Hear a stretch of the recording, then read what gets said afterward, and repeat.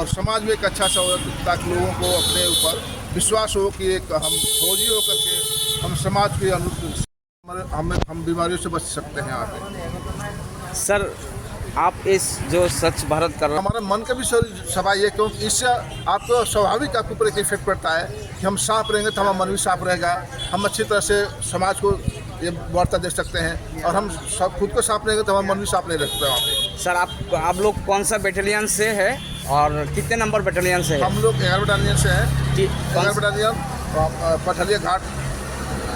नाम क्या है बटालियन का? बटालियन का नाम है 11 battalion Tripura state rifle. Tripura state rifle. आपका नाम और आप कौन सा पद में है टीएसआर की? मैं असिस्टेंट कमांडेंट अजीम अंसारी टीपीएस ग्रेड 2 हूँ मैं।